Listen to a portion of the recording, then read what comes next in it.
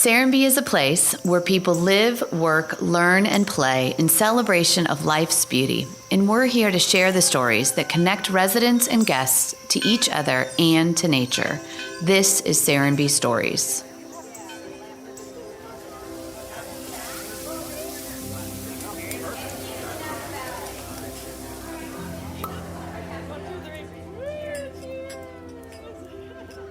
Today's guest is artist Tom Swanston. Tom is regarded as Serenbe's first artist in residence, though he was a resident before there was even an official artist program.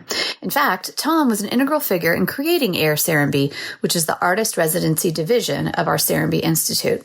In today's episode, Tom shares his story about finding his own farm just south of Atlanta, what it was like to find his calling in the arts, and how Serenbe inspired him to be the artist he is today. You can find his work across the Southeast in many collections, including a stunning installation in the round at the Dewberry Hotel in Charleston.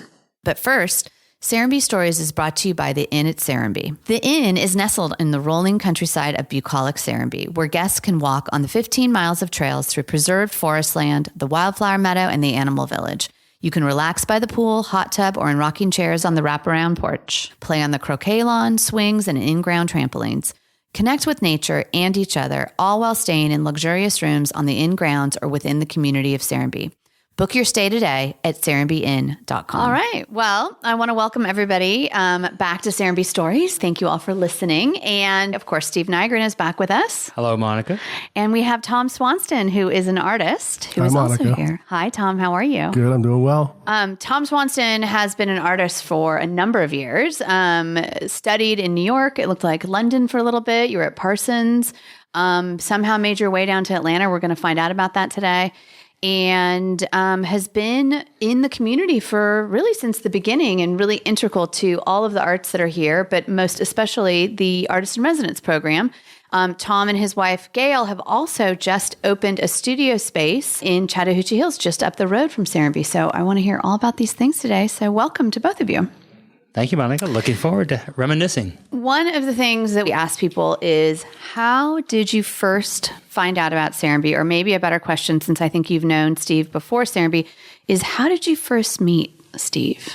How did I first meet Steve? I think that actually I didn't meet Steve. I think my wife, Gail, and Marie were in a women's group together. Okay. A powerful women's group. And so I think it was Marie and Gail, and that led to Steve and me meeting at some point. Actually, probably more a family. It was probably more a family thing because we were just down the street. Mm-hmm. And I think Steve and Marie were in town and coming out to the farm. And so I think somehow we met during that process. You would have those afternoon gallery openings or come to the farm and we came out and in those early days. Yeah. Mm-hmm. So you guys met down here in Chattahoochee Hills, or what was? I think Steve was in north. Steve was in town, and we were just north of here. Okay. And Steve and Marie would come down with the kids, and just from the very outset, were incredibly generous with their circle of friends. They would bring friends down to our studios when we would have farm sales and things like that. That's great. It was really, really just an amazing time for us to be at the farm and for Steve and Marie to come down. And so that first farm, how did you find that in South Fulton County, and what year was that? We found that farm in a strange way. Fisher Phillips, the law firm. So Bob Fisher was the son of, I can't remember his name, but so he was working for my dad at the time. He was my dad's lawyer. So Ike Fisher, so Ike Fisher was the founding member of Fisher Phillips. And they all, maybe 10 lawyers, had bought that property in 1952, 650 acres, literally 15 miles north of here. Mm-hmm. And it was their country place. They would come out from Buckhead and spend summers there. So when we moved down from New York, we looked everywhere. We looked at all the typical places, and then my dad said, we might have a place for you. Would you like to go down and look? And we literally, Ike and another couple of members, we all got in the car and drove down to this farm, and we were thinking, from New England, white salt box with shutters and 2 stories. And we drove up to literally a trailer. I mean, it was pretty hard. I think we were greeted by about 4 or 5 Rottweilers and a motorcycle gang. Wow. They had been living on the property dealing drugs for quite a while, and they were more than happy to the owners were more than happy to get rid of them and say, hey, by the way, oh my God. The first time we drove up, these dogs literally ran out to the car and surrounded the car. And Ike said, I own this MF property, and opened the door and stepped out, started walking. I'm like, oh my God. That's fantastic. It was crazy. And you know what was so funny is that they let us live there for a quarter of a century. Oh, wow. It was really wonderful. I don't know if you ever met them, but we had some tenant farmers. They lived on the property from day one. His name was Bo Weevil because he was born in the last Bo Weevil infestation. His mother gave him that name. She raised, in a room not too bigger than this, she raised 11 children. So one of the rooms is about 10 by 12. Yes. Yeah. When we first moved there, they would get ready for the winter by taking newspaper and wheat pasting it to the inside of the house. You could, in some places, put your finger through the wall. They one day said, do you like turtle soup? And hung up a turtle about 13 inches or 14 inches around. I said, oh, I've never tasted it. And they took out a .22 and shot it in the head and said, we'll have turtle soup in about an hour. Oh. Wow. What an experience. So here right on the edge, literally part of Metro Atlanta was still the rural South. 17 miles. That's right. Literally to the crow flies. Not too far from... And this was what year that you moved 1980. there? Yes, and you were there for 25 years. Yeah, we were there for 25 years. And you converted a barn? We did. Actually, Gail one day when I was traveling was so hungry to work. She said, Tom, I know you're away, but we've got a little bit on the credit card, and there's a guy that builds chicken coops down the road. I'm going to build a studio. And I said, well, go to it. Probably 15 years later, she had a patron over at Emory, and she said, you know, I'd love to build you a studio. And she literally hired one of the world-class architects from California who built a huge studio for Gail, state-of-the-art AIR, and it was beautiful. And I took over the chicken coop. Okay. And what's happened to that property today? You know, it's now, what is it? It's now 300, 400 homes, starter homes that start at probably 175. You know, at one point, and I saw you at one of those South Fulton meetings, Steve, where we had gone from a couple hundred home starts in South Fulton to over 50,000 home starts in 1 year. And I remember saying, Steve, what are we going to do? And you looked at me and said, above 92, it's lost. There's nothing we can do.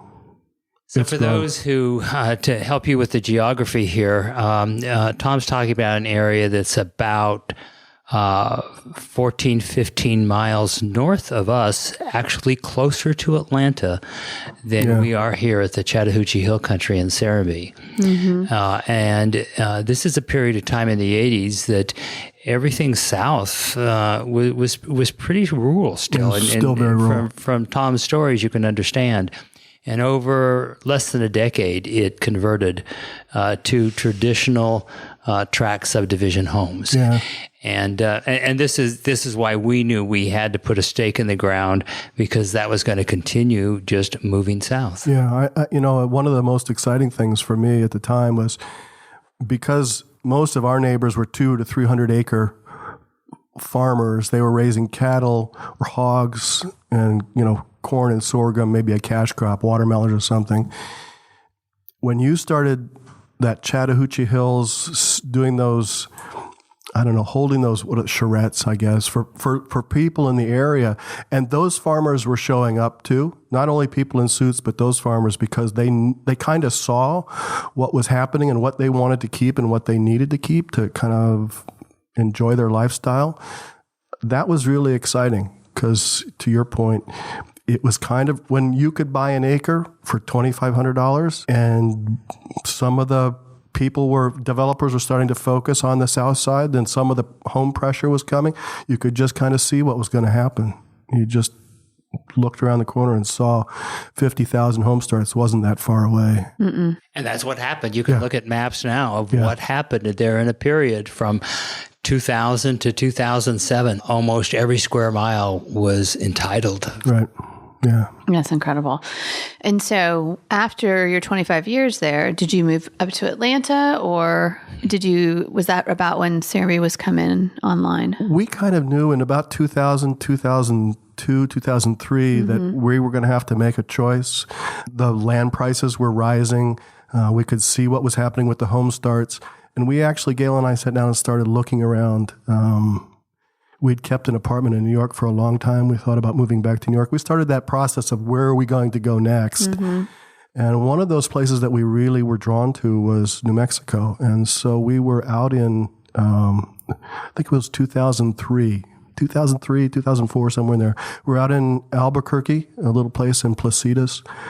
And Steve had talked to us a little bit about what we were doing. And of course, as I mentioned, we'd been to some of those charrettes. And literally, we got a letter from Steve. We were out in New Mexico, and he said, we are moving forward with this, and we'd like you to come take a look at what we're doing. And as much as New Mexico held our attention, our families here, and we had built an infrastructure of friends, and that meant a lot to us. And so when Steve reached out and said, hey, come take a look at what we're going to do, Gail and I came back and literally started the process of figuring out how we were going to participate in whatever Steve and Marie were putting together. And I know that you guys opened a gallery. So you had one of the first live-work units in the Selborne neighborhood, yes? We did. We had one of the first live works. I remember driving through. Actually, I don't remember, people will say, well, I was the first of this or that. But I know that when one of the things that I'd heard Steve in the podcast say was we had these meetings. We just invited some friends down and we sold out these lots, pretty quickly. I remember going to that letter was an invitation to come take a look at, what we were doing. And I remember sitting down with my folks and saying, these people are serious. We need to put $10,000 down. We need those 2 lots, right? We need to figure that out. And so I don't know that we knew we were going to have a gallery, but I know that we knew we were going to have a workspace and we we're going to have a home. And I know that we would figure that out. And part of the process of figuring that out was sitting down with Steve and going, what can we do to make this possible? And what's going to happen? I think Rusty at the time was working here, and Main Street was the finance group. And then Rusty went with me when we figured out, well, one of them's going to be a commercial space, went to, sit down with these guys and say, well, what can we do? How can we get this financed? So early on, it developed. I think Steve had some ideas about what it should look like. Gail had some ideas about what it should look like. She's from Providence, so she was thinking creek, kind of, maybe a brick building, factory-style building that fit into what Steve was looking for in terms of vernacular architecture. So we drove around, looked at that, took some photographs, sent them over. So kind of developed along those lines. Pretty great. Organic. Yeah.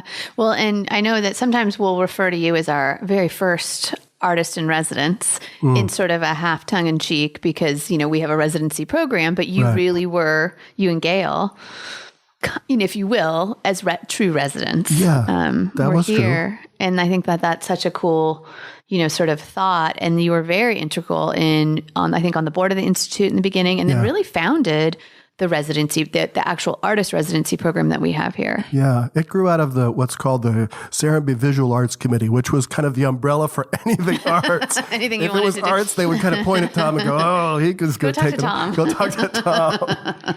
Still sounds familiar. So yeah, it grew out of that. And honestly, I cherry picked that. It grew so big. Some of it was the camp, and Steve's daughter took that over, where we had movies, and somebody took that over. And AIR was really, or the Artist in Residence program was really something that I was interested in. So that was really kind of cherry picked out.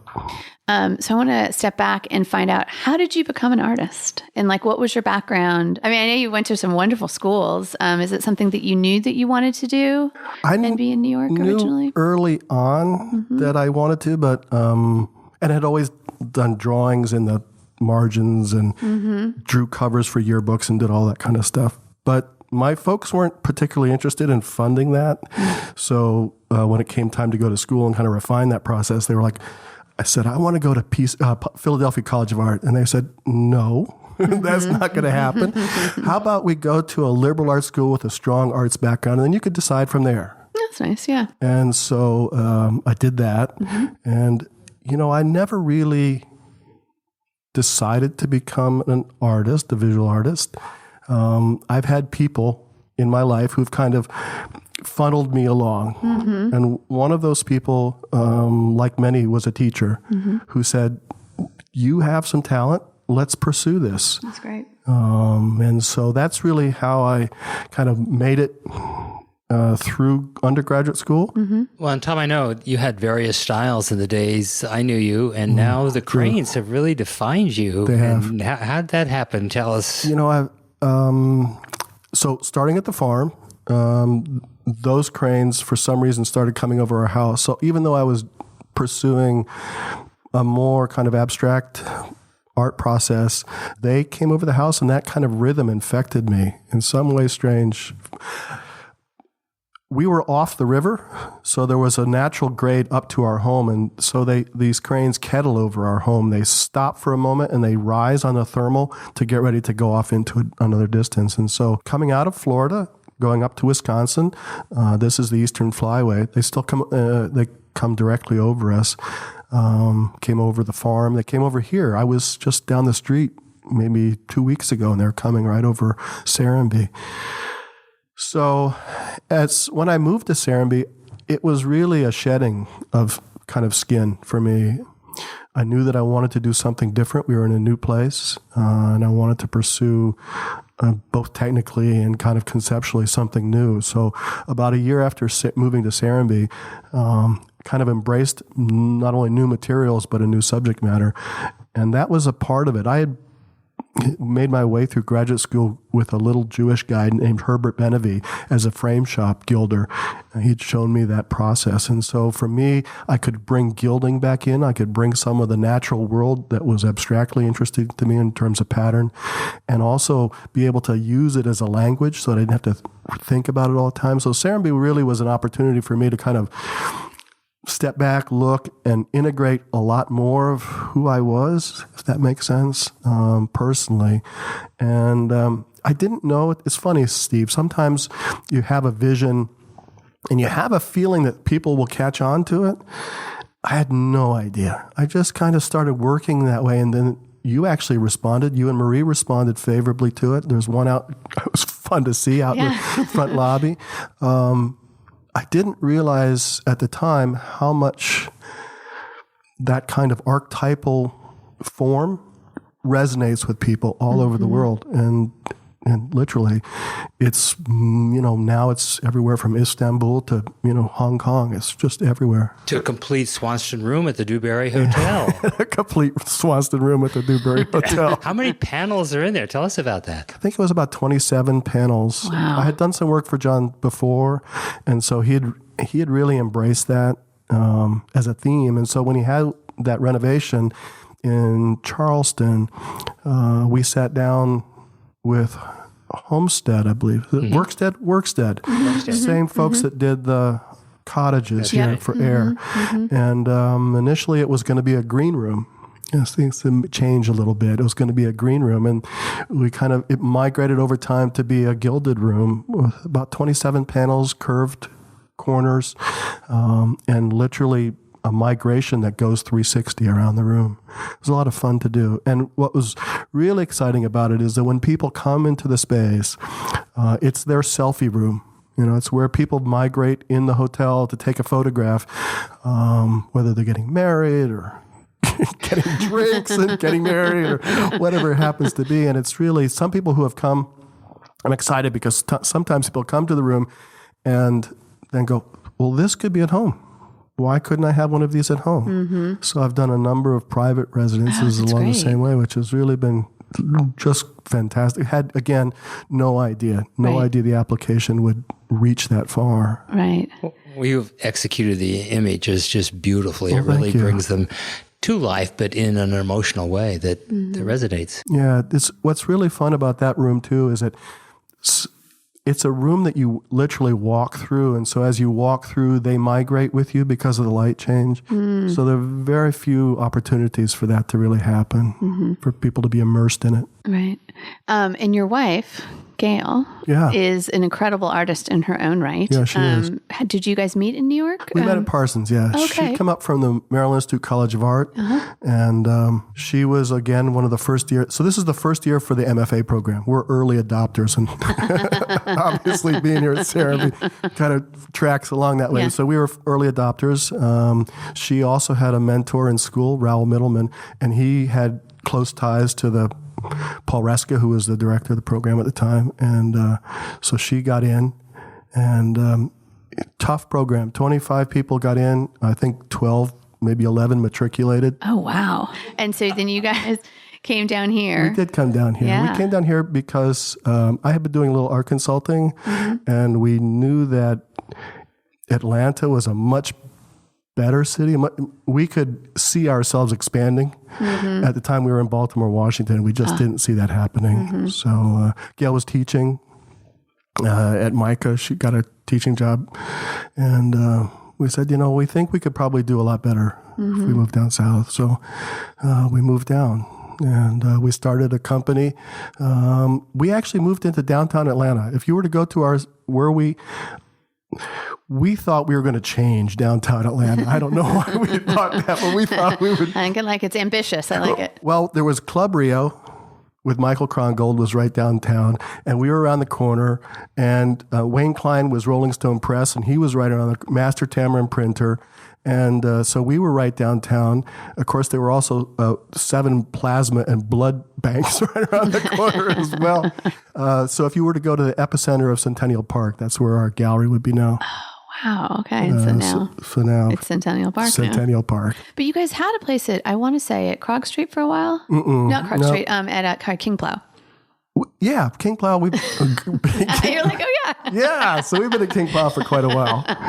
Actually, in 2005, when we were building here at Serenbe, we had to go someplace. So some friends of ours gave us a place to live in Virginia Highlands. And so we had reached out to King, who we'd known for a while, and said, what do you got? So they gave us a space there. And we've been there really off and on, pretty much on since 2005. My studio's there now. And as you said, we're moving down the street, which is we're really super excited about. Yeah.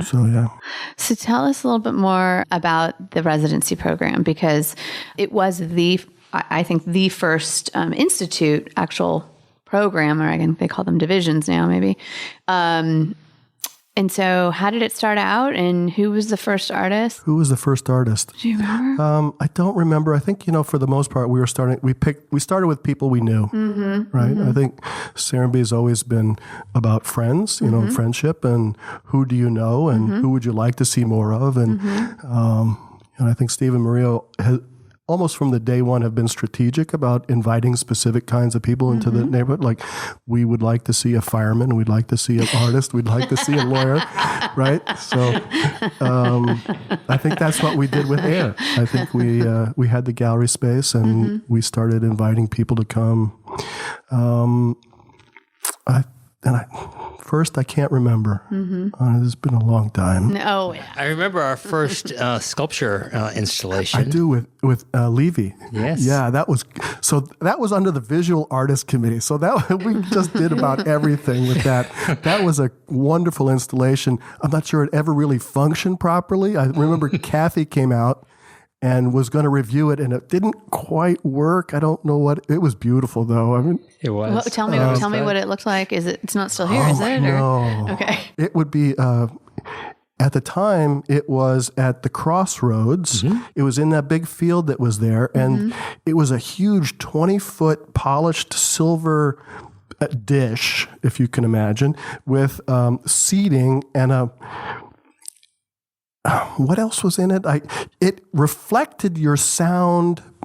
I think there was a big tower part of it that we were supposed to receive signals from beyond. From beyond, yeah. It was signals and reacted to the sun and the atmosphere, and it was an art installation, but it was really tied into a lot of other elements. It was tied into the natural world in a way that you could go sit and spend an hour and think only 10 minutes had gone by. It was really a beautiful.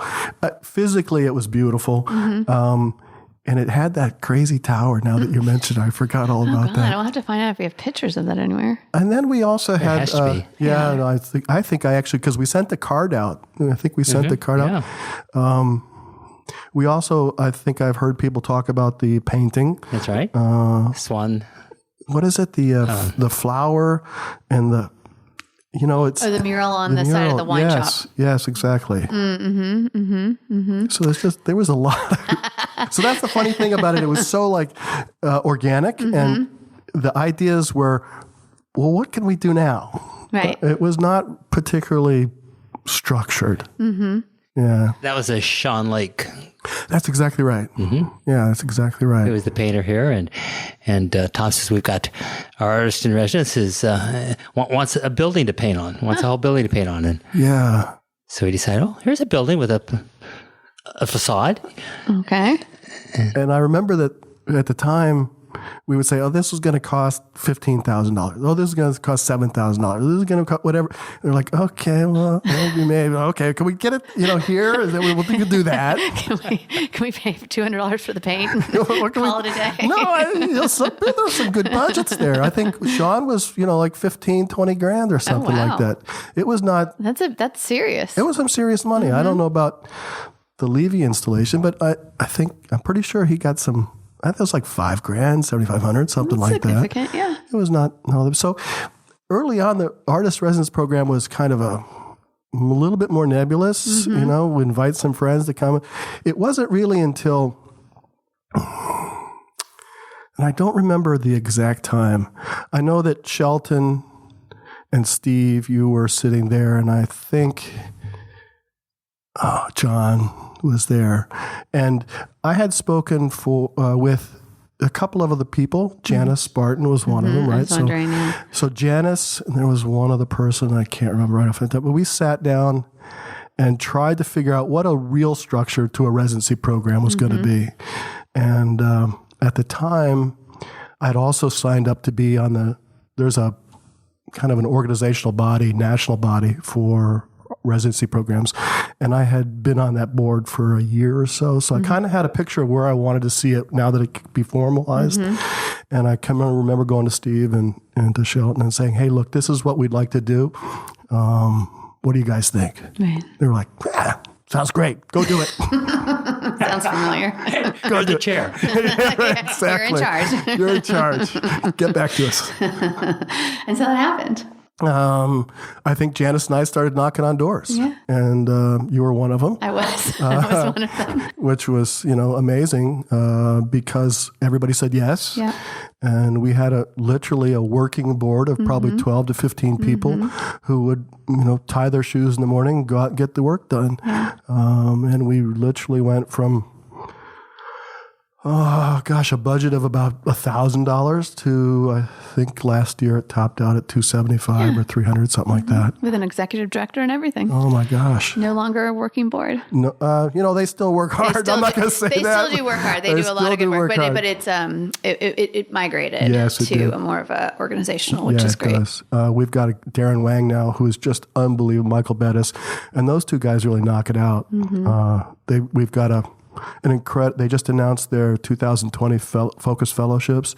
We've just got an incredible lineup. Do you have a couple that you remember off the top of your head? Or? We can link to it on the website. I think we link to it. I went directly to the visual artist. I'm like, where are the visual artists here? But a good mix. It was a good mix. I'm always like, I think that was, to go back to your point, when we started it, it was all visual artists because, again, it was all our friends. It was like, who can we invite down?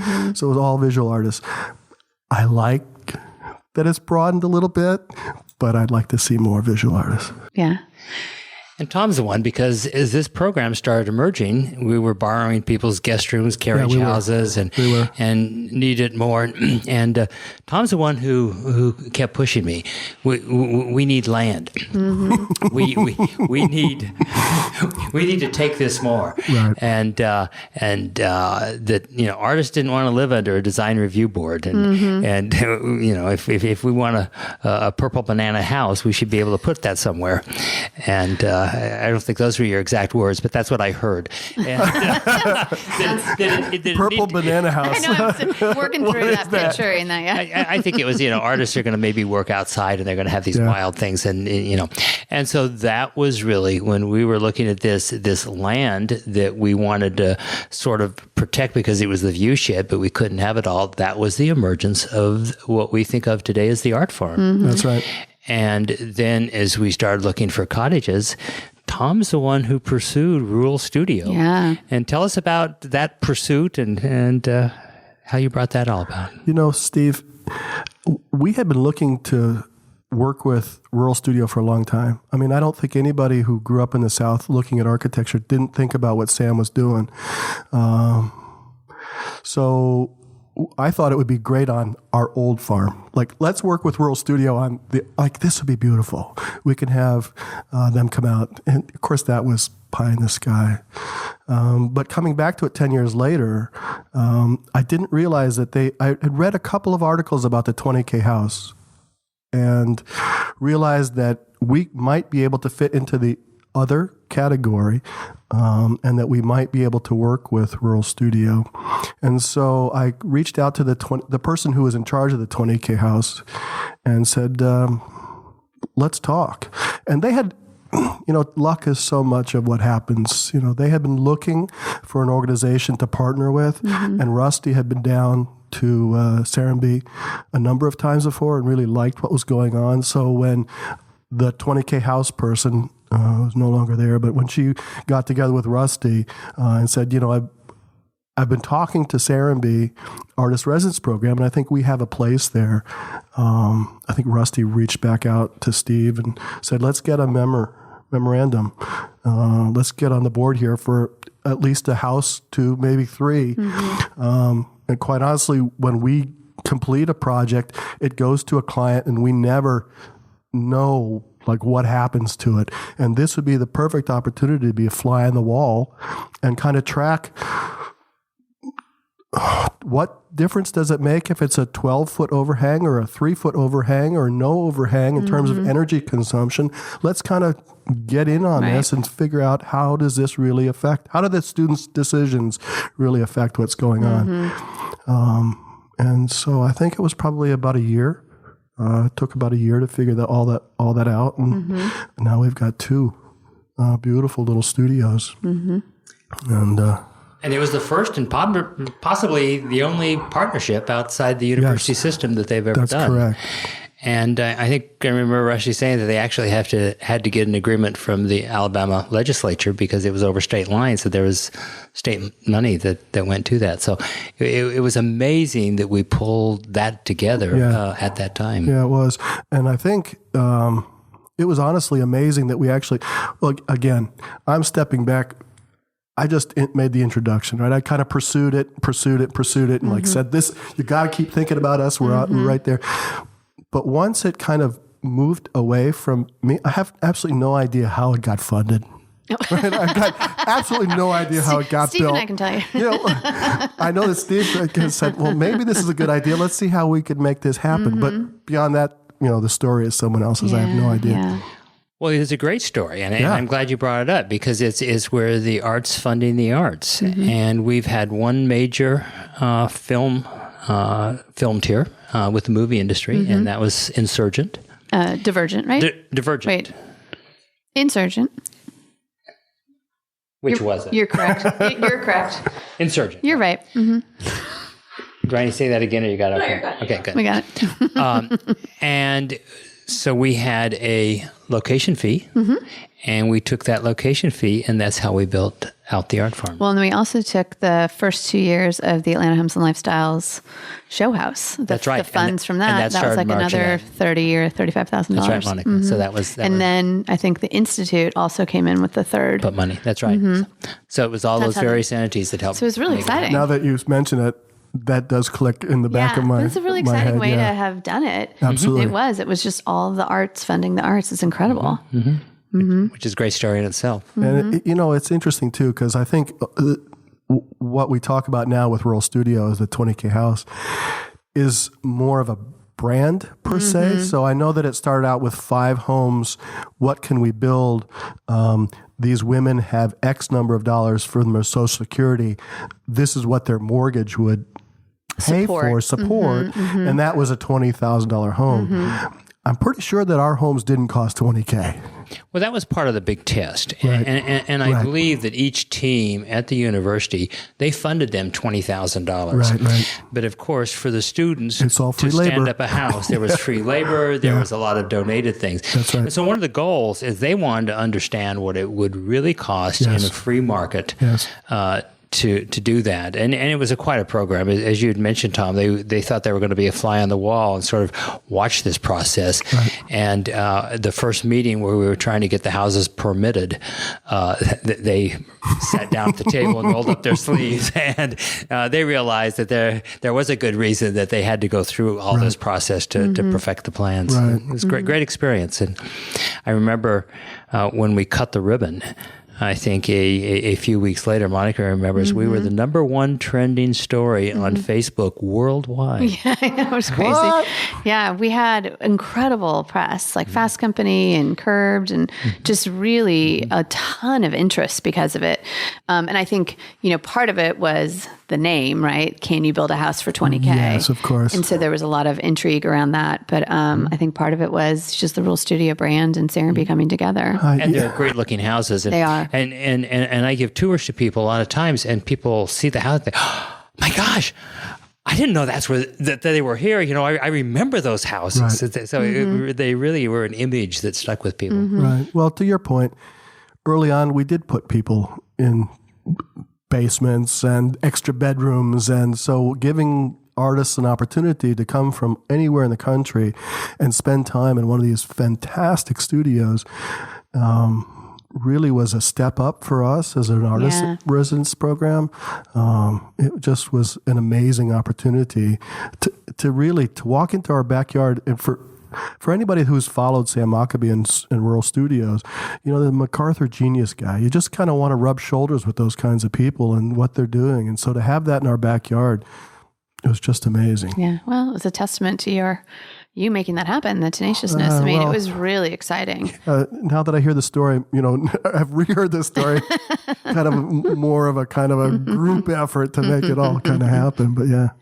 It was great. And, and there's more to come. The art farm itself, the Institute has property over there. Serenbe has property, and that whole area is going to be dedicated to the arts and, building more cottages and rehearsal space and studios and lots of studios dedicated to the visual arts and maybe ceramics and lots of other things, visual arts. And I think that, it really will continue to become, a nationally recognized program.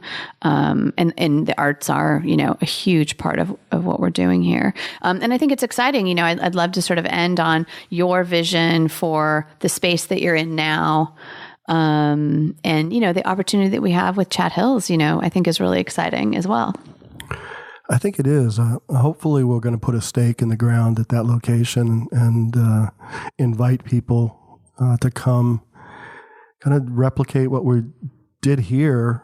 I don't know if we have the same kind of energy that Serenbe had early on. My hope is that we have something forming out in Rico, wherever, it'll be interesting. I think with the film industry so close by, with the city of Atlanta so close by, a couple of days ago, the Atlanta Journal-Constitution came out with an article about how the arts are moving to the south side.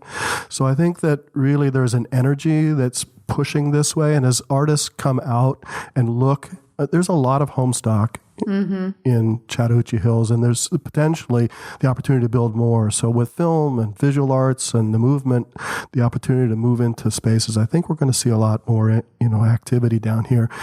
I certainly hope so in the next 10 or 15 years. And where can we find you?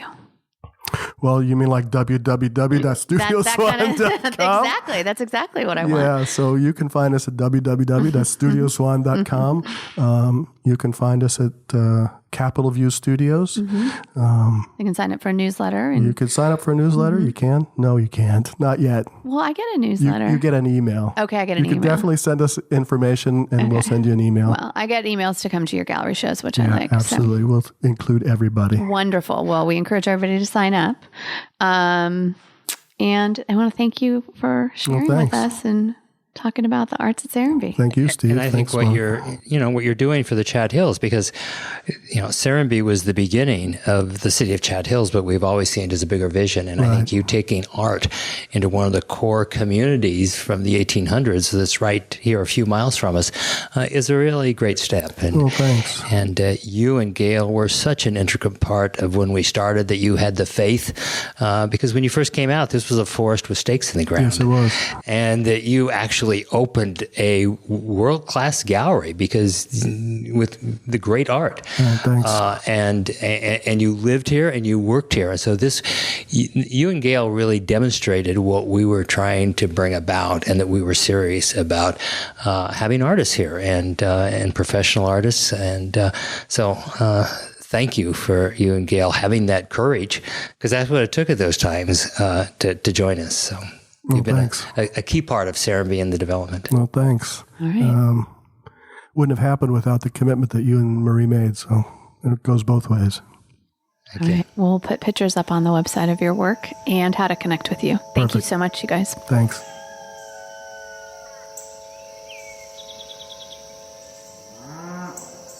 Thank you for listening to Serenbe Stories. New episodes are available on Mondays. Please rate and review the podcast, and make sure to email your questions for Steve Nygren to stories@serenbe.com. You may even get to hear them on the podcast. More details about episodes and guests are available on our website, serenbestories.com.